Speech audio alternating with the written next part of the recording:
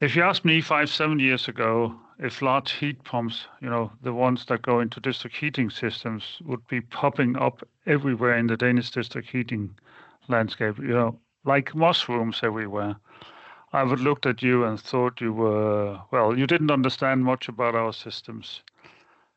Only the supervision area at that time had the slightest idea about what was about to happen. Today I travel around the world and tell everyone that electrification through heat pumps and electric boilers is the new super green. These technologies can in different ways do a lot of good stuff. They support the electricity grid in new ways. They lower heat prices dramatically. Let's get to work now and get into this podcast about electrification and heat pumps. Welcome to DBD8's District Heating Podcast. In this series of podcasts, we invite experts from the industry to highlight important and current developments in our industry. And if we could, we would also like to push the policymakers a tad forward. The goal here is to share knowledge, to inspire, and also maybe to provoke a bit, to give insights.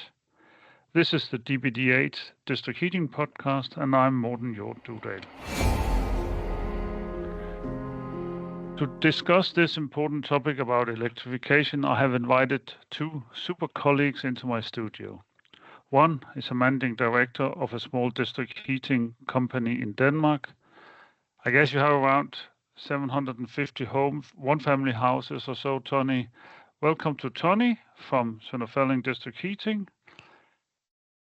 A real front runner in this game. Next to Tony, I have Ebbe Nørgaard from the heat pump manufacturer Fenagy.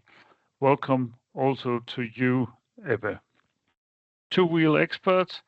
Now let's get them to talk a bit and me to be a bit more quiet. First, I would like to get an idea about who you are and who I have invited into this podcast. Tony, go ahead. Please share a few details about yourself and the Sønder Felding project and your heat sources and so on. Please.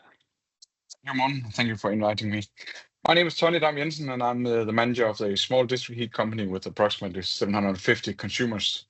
I've been here in Sønder Felding the last 12 years, and I've been in charge of this transition from only biomass to our take on the green transition. It's been a transition to electrification with overcapacity and energy storage, and it's with both a electrical boiler and a heat pump. And some of the benefits we have achieved is a wider spread with electricity and biomass, and another benefit is a really attractive production price. Yeah, we'll come back to the production price a little bit later, because really attractive. People will be surprised, I think. Ebbe, Fenagy, who are you? Well, thank you, Morten, also for inviting me.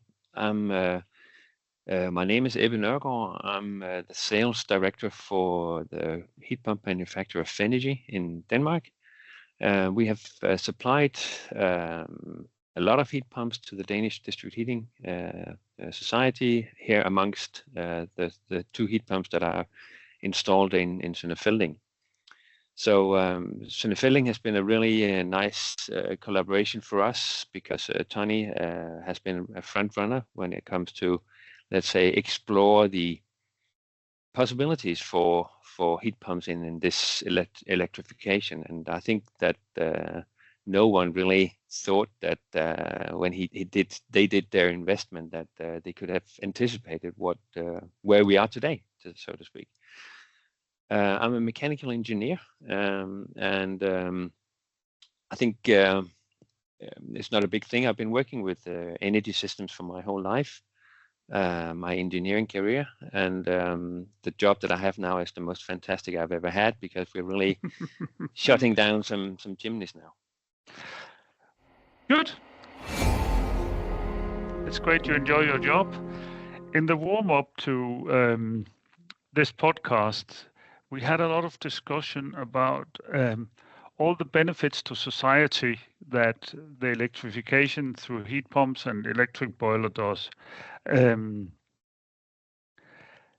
I need to understand. I think I understand a bit of it, but I think we should dwell a little bit on. This is not only a benefit to the district heating company and thereby to the consumers, it's also a wider benefit to society. Maybe Ebbe, you will go on, and Tony, just interrupt him if he speaks too much. Well, one of the things why I enjoy this job so much is because that we are really taking part of this green transition at the moment in a really, really nice way. When we talk here about policymakers and let's say everything about the electrical grid, how large, everything, there are bottlenecks all over the place. How can we do this? We need to consume the electricity when it's available through photovoltaic systems and wind turbines and so forth.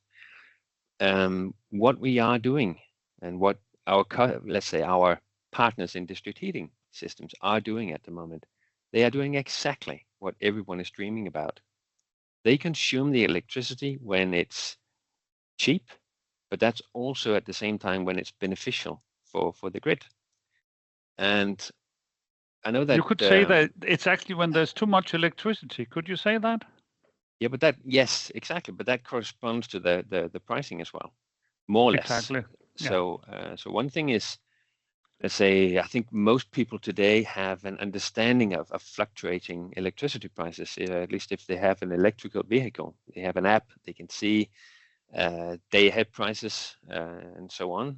So they have an understanding that the prices go up and down. That's one parameter, but looking more deeply into the commercial market of this electrical system, it's much more complicated. And this is where Tony is, let's say, have an insight that I don't have really. So every time I have it, let's say, I think I have an understanding, I always call Tony to say, "What do you think, Tony? Can you help me?" So let's ask him. Yeah, but for sure, when we started this project in Sønder Felding, we had the same thoughts as Ebbe just said. We had a look at the day ahead prices and saw the bigger difference from high to low, and thought that was the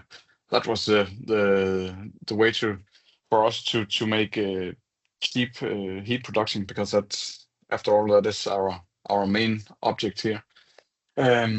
Quite fast we understood that it's not just about picking out the cheap hours of day ahead, but also there is grid balancing services you can do for the TSOs in Denmark. It's Energinet, and these grid balancing services gives you some kind of payment as well, which can make a cheap production price. So we did have a good look into these markets, and today we try to use or to be available in all of the markets here in Denmark. And for my, it's AFRR, it's MFR, and it's FCR, but primarily AFRR at these times.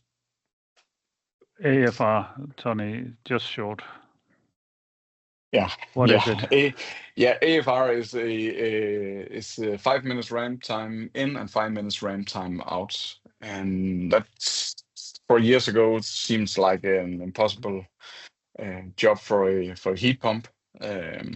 We had quite a nice run together, me and Fenagy, to try and get this unit approved for AFRR, and we were the first last year to get this AFRR approval. But it's just sometimes it seems quite complex because it's 5 minutes ramp in and 5 minutes ramp out, but it's possible with these new flexible heat pumps. Ebbe? Yes, if I can add just a little bit, I think I know what this abbreviation stands for. I think it's Automatic Frequency Response Reserve, so AFRR, I think, and the MFRR is a Manual Frequency Response Reserve. So these are the abbreviations that are, let's say, you could say, invented by the TSO around Europe. So it's not just in Denmark that these services exist. The TSO is the Transmission System Operator, as Tony mentioned, it's Energinet in Denmark. They have a collaboration with the other TSOs in Europe. So these abbreviations, these services where you can balance the grid. If there's a overcapacity in the grid, you need to turn something on that consumes more electricity, or you need to turn something off that produces electricity. And this is exactly what Tony is doing with his heat pump and, of course, also the electrical boiler. And then you could say, does it make sense to use a heat pump which consumes only 1/3 of the electricity as the electrical boiler does? You could say that we have this COP factor that we talk about for heat pumps, the coefficient of performance, which means that for a heat pump, you add, let's say, 1 megawatt of electricity, and then out comes 3 times more heat, because you get from some, let's say, free source. It could be air, it can be river water, it can be anything. But you get some free energy coming into the system from the heat pump. So that's why you produce more heat than you consume electricity. Everything goes into the district heating systems. Yeah. That is in essence what a heat pump is, isn't it? Yeah. You put electricity in, and then you have an air source or whatever source, and then it does it's magic, and then more heat comes out. Yeah. Because I don't need to understand the heat pump. Maybe Tony, you had a comment as well? Yeah. Yeah. But actually having both the electrical boiler and the heat pump is what makes my setup very robust. I think in these periods with a large heat demand, the efficiency of the heat pump is essential for me. And in other periods with larger and quicker consumption from the electrical boiler could be preferred for me. It depends on which market it is, how much the need is for regulation, and these two units in collaboration makes it possible for me to deliver all of these grid balancing services for sure. Good. I think we jumped ahead of ourselves. Yeah. Because, Tony, what is it you have? You have heat pump exactly. and e-boiler, and you have an old biomass boiler or something, and you have a storage and all that. Tell us a little bit, what is it you have? Yeah, I have a 4 megawatts biomass boiler, which used to be my absolutely primary production unit. For now, it's an absolutely backup unit right now. And actually, we haven't had the need to use biomass the last 12 months right now, and that of course is because economy-wise, the electrical production has been by far the cheapest choice right now. On the electrical side, I have a 10 megawatts electrical boiler, and I have a heat pump which is around 2.5 megawatts in cold condition, and it's actually up to 4.5 megawatts in hot conditions. And the key for me to these two things is the overproduction and the energy storage, and which leads me to the energy storage, which for me is a thermal storage of 3,300 cubics or 230 megawatt hours, which is quite large. It'll make it possible for me to store up to almost 14 days of heat during the summertime and approximately 2 days of heat during the wintertime. Yeah, I think the city consumption is 1 megawatt approximately during the summer and 5 megawatts during the winter. So I have quite some overcapacity. Yes, and if I can just add a little bit here, because Tony has so many nice, let's say, pictures, imaginations that he had a statement at some point which I really love. He said, "I used to be a heat planner, but now I'm an electrical planner." I think that's something worthwhile to think about, because it's exactly what it's about. And it's a totally different job for you, isn't it, Tony, today than what it used to be? Yeah, for sure it is. I think we did, as I said to you earlier, heat planning was absolutely my primary job, and now I think 90 to 95% of the time I have a look in the on the electrical side of this, and heat is some kind of just a waste product of this electricity. It's not, but the good thing is it's not a waste product in this case.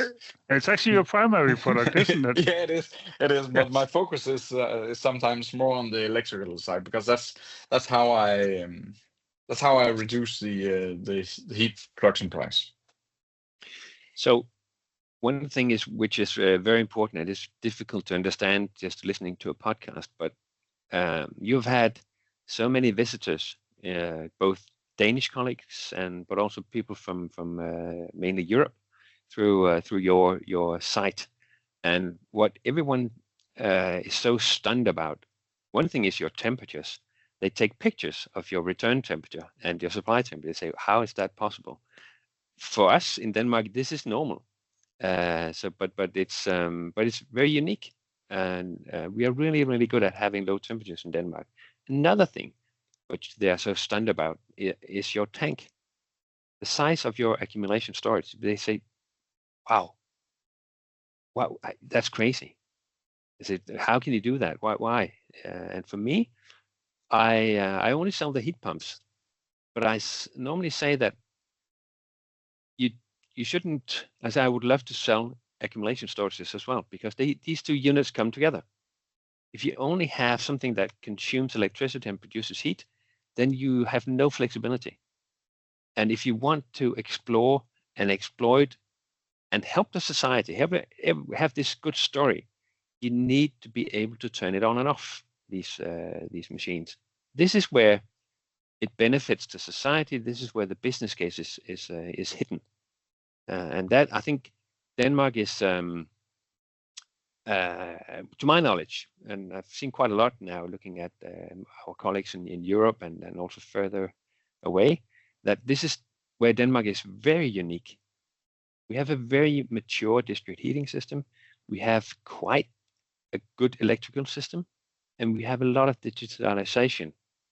So we have all the systems that we need to, and we have a well-developed commercial electrical market. It works. So this is, I usually say that if you look into the glass ball and look into the future, if it's a bit dizzy and the wind starts to blow, here comes a picture of Denmark. This is going to be the future. Let's say, I hope it will be, because this is fantastic. So what we're doing with electrification of district heating is, you could say, power to X. In this case, the X is heat for district heating. It's simple. It's not something that we have to do research about in universities, have to make really expensive new projects, subsidies from all over the place to invent something which is very futuristic. This is power to X. It works now. It's simple. It's cheap compared to the alternatives, and it works. Yeah, and even though grid balancing sounds complex in some ways, I think the actual physics from getting this activation signal from the TSO and all the way to the heat pump is actually quite simple. I think it's just production of hot water as we know it from back in the days. It's just a start signal which is different, but it's just hot water. Exactly. I would like to dwell a little bit more on the integration with the electricity market, because in a way we have the fluctuating price signals. If prices are low, heat cost will be low. They will be very low with a heat pump, and they will just be low with an electric boiler, because electric boiler is a COP of 1, and the heat pump has much better efficiency. Then there is the balancing market, and you said there was this 5-minute market, Tony. What do you had a number about if we just take away the most expensive part of the electricity price and only operate in the medium and low price, there was a lot of savings to be done. Can you give us a few insights into that? Yeah, and that was quite much in the early days of this strategy we made in Sønder Felding. We had a look at the day ahead prices and seeing them in these days, they differ from zero and even minus in some hours right now with a lot of this photovoltaic, and the most expensive hours in Denmark at the moment right now is about 100 euros per megawatt hours, and just shaving off the top 20% of the hours, 2 or 3 hours, would be enough to lower the average production price with 50% or even more in some cases, because there's this major difference between top or bottom in the day ahead market. Yeah, and then you need a storage. Do you have any guesstimate on what is the payback on your storage? Do you have an idea? No, not exactly on the storage actually, but the storage is still a key for this. You can't have one without the other. I think there's no need for overcapacity if you don't have storage, and there's no need for storage if you don't have overcapacity. And both things is actually just key to doing all of these stuff, grid balancing and green transition, in my opinion. And then when you are getting accustomed to the high-low prices, the standard fluctuation, everybody with an electric car know about them because we know when to charge our car. That's when the prices are low. You are also in that market, but of course on a bigger scale. Then you jumped into the balancing market. But I have always heard that, I won't say heat pumps are slow to react, but they are slower than, for instance, an electric boiler. And then you are in this 5 minute. How does that work? Is it possible to run a heat pump like that? It is for sure. For sure, the electrical boiler is much quicker and much more powerful, but the heat pump is it is a possibility for it to run in these conditions with the 5 minutes ramp in and ramp out, and it for sure has made my setup more robust in financial or economical ways. I think if at anything I would ask Ebbe to have more focus even on making these heat pumps even quicker, because I think the future will just have a need for even quicker, and I can see absolutely no future without heat pumps in grid balancing. I think that's a key for the future as well. Big heat pumps in grid balancing. Okay, Ebbe, that was directly to you. Do you Yes. have them? Do you get them? Are you working on it? Yes. Well, I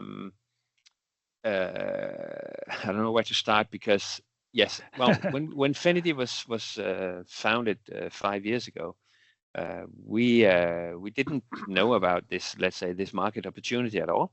We were just told that if you can start and stop your heat pump within 15 minutes, it's fine, it's good, and that was easy for our kind of heat pump, CO2 heat pump, which is very different from let's say ammonia systems, which were more dominant before Fenagy was introduced to the market. So I would say that let's say our systems are already from the beginning, from the nature of how we built them, more able to react fast.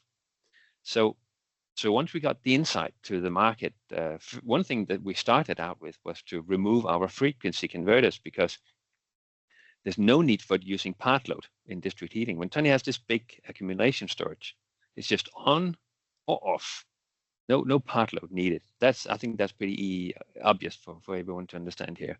So secondly, we started to learn about these system services, and we saw that we could actually, we thought we could get in within those 5 minutes to start and stop, and just be aware that this is an air source heat pump, which is quite, let's say, slow thermodynamically. We need to make sure that we don't ruin anything when we start it and stop it so fast. But then Tony was the, let's say, should we say the playground or the workshop or whatever, where we tested how fast could we do this. He was the naughty kid that did whatever he pleased to do, was he not? Well, I think actually it was me who reached out to Tony, because I was contacted by the TSO in Denmark, because they had learned together with some of the balancing companies that the CO2 heat pump can do something different than the larger, let's say, existing heat pumps in the market. So therefore I contacted Tony. Tony, are you interested in playing with us to find out what can we do? And yes, he was, and we were happy about that. So Tony is the only one right now who is running his heat pumps on this AFRR market. And I think it's important to say that in this case, where the cheapest heat production prices are is in the AFRR upregulation. That means that when you talk about upregulation, you need to see it from the TSO perspective. So they need more electricity in the grid by shutting off Tony's heat pump. So Tony's heat pump runs according to he knows what the price is, because that's day ahead. Tony, you can correct me if I'm wrong. That's let's say an average market price, which is feasible for the heat pump, better than for the electrical boiler. And then he can turn it off for very fast, because if there's a signal from the TSO that you can get more money to shut it off, Tony does. And you can, how many times can you do it in a day, Tony? 20 times, 40 times, something like that. Much more, I think, actually. Yes, and then secondly, everyone asks us, how is the lifetime of the heat pumps influenced by this way of running the equipment? And that is a very, very good question, and we can't answer it firmly. We can only guess, and we come with all our best, let's say, knowledge, experience going 20 years back with CO2 heat pumps. And we actually think that it's okay, because these heat pumps are the compressors, which is the heart of the system, are designed for another application where they are used to start and stop 6 times per hour. So the crucial thing here is that, or the important thing here is that the heat pump, as long as it's kept warm, and it is, because it's been running on, you turn it off for, I don't know, 1 minute or 5 minutes or whatever, and then you turn it on again, it's still warm. And then it's not a big thing to start and stop these kind of compressors many times. At least that's our best judgment so far. Yes, Tony? Yeah, and of course, we know as well as plant owner that there is some kind of extra stress on both on the heat pump and the electrical boiler as well. But for now, the production price of doing these grid balancing services is that it's in large periods of time. It's actually possible to produce heat for free, and that's something I think everyone can understand is positive and gives us some kind of leverage for the stress we put on these heat pumps. And in 2024 we had a split between the heat pump and the electric. It was 85% heat pump running and 15% electrical boiler. And I think the AFRR started in October 24, and I think it has changed a bit. And I think we have even more start-stops right now. And I think it's more balanced out between the heat pump and the electrical boiler. And in the end, it is, now we don't know exactly what it is, but in the end, it is a balance between do we stress our hardware, our capacity, our investment?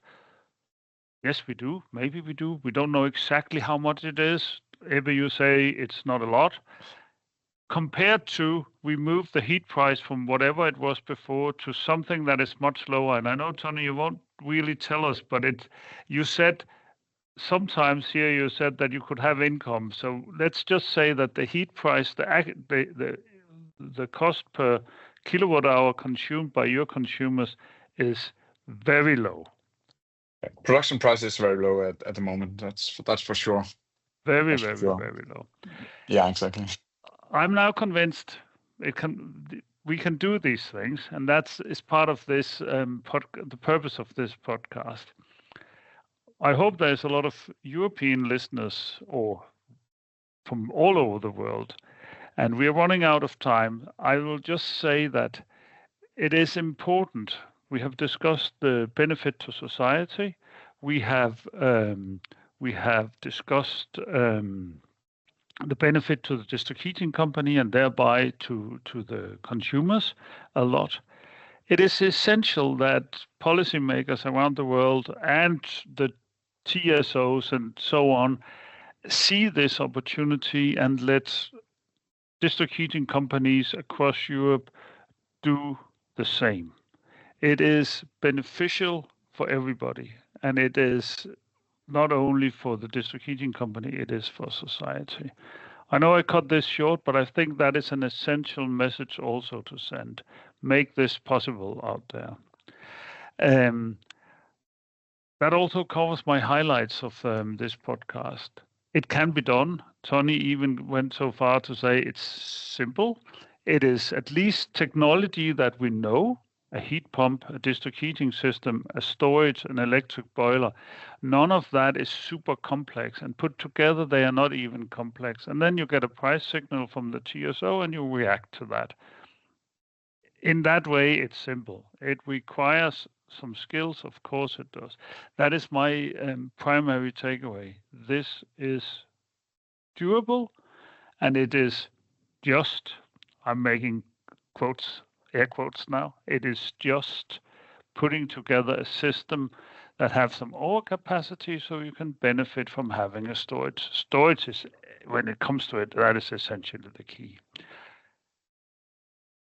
That was the short conclusion. I have, the tradition is in these podcasts that both Ebbe and Tony, give us a comment, give us a shout out, give us something, a recommendation. Ebbe, should we start with you?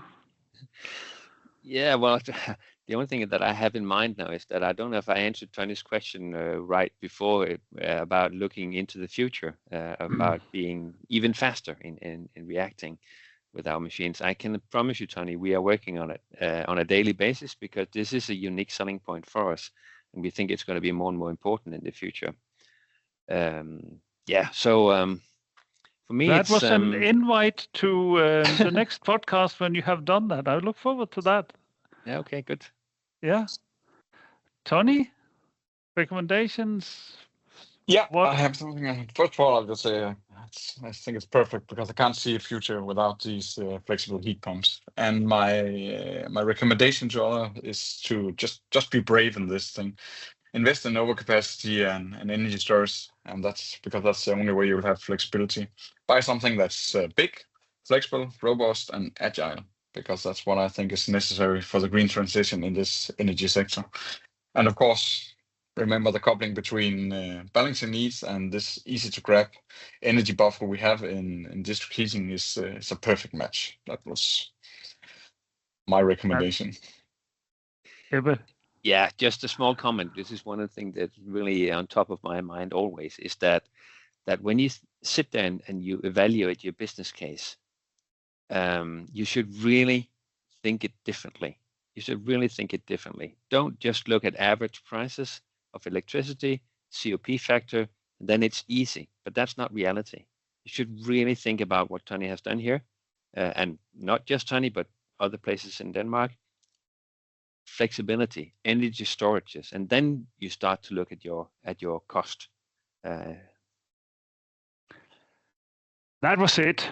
Thank you to both of you to taking time to share your knowledge here. It has been a pleasure having you in my studio, and we are in a fascinating industry. An old industry that keeps on developing. As I started out saying, 5 years ago, nobody's thinking, or 7 years ago, nobody thought about this. Now it's popping up everywhere. There are new things to benefit, to do still. And And I hope other countries will follow suit. That is, after all, my daily work to convince other countries to do something similar. Some technical stuff. This podcast will be available on all podcast channels you can think of, and on our DBDH website, and of course on DBDH LinkedIn. And dear listener, should you have a question or comment about the heat pump or the district heating or the market, feel free to reach out to any of us, and feel free to follow us at our LinkedIn profile.